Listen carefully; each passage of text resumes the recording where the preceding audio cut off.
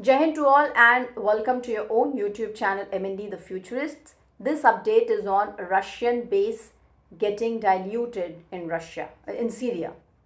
Russia, a global powerhouse, has been facing unprecedented economic challenges in recent years. Despite its vast natural resources, military might, and geographical influence, the country has been reeling under the pressure of international sanctions and a costly war effort. Now, the new Syrian government might have terminated a long term lease that allowed a Russian company to even operate the commercial port in Tartus, which is also home for Russia's only naval base outside the former Soviet Union. Now, the future of Russia's base there remains unclear.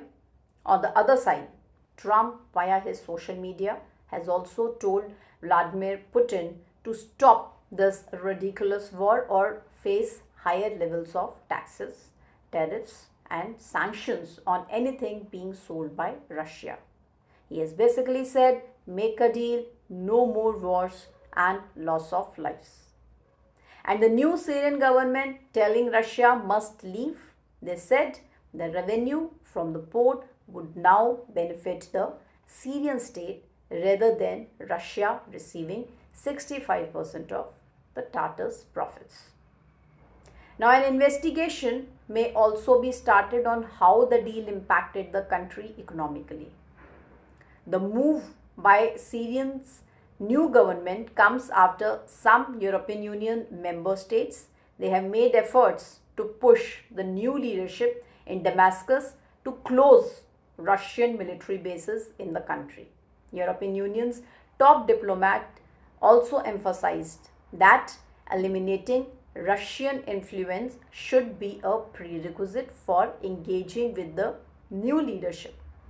Now, this statement comes amid Russia's partial withdrawal from Syria, where it has maintained a significant military presence since 2015.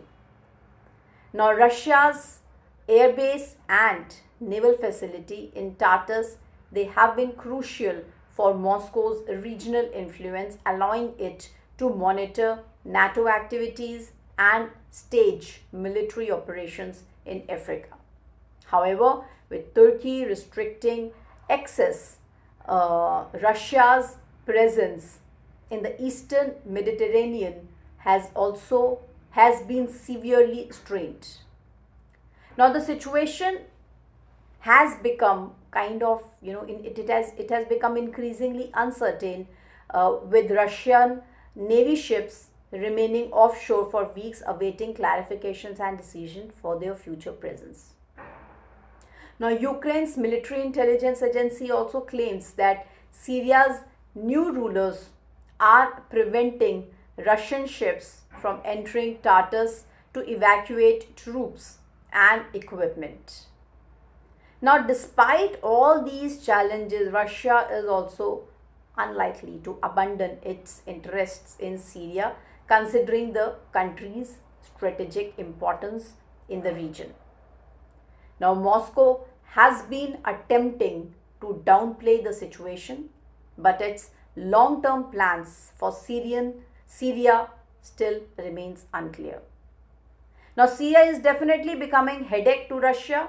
Russia has also set itself the joint mission with Iran of pushing United States out of Syria and ideally actually out of entire Middle East. Yet Russia's full-scale invasion of Ukraine and subsequent growing alignment with Tehran have actually had the opposite effects.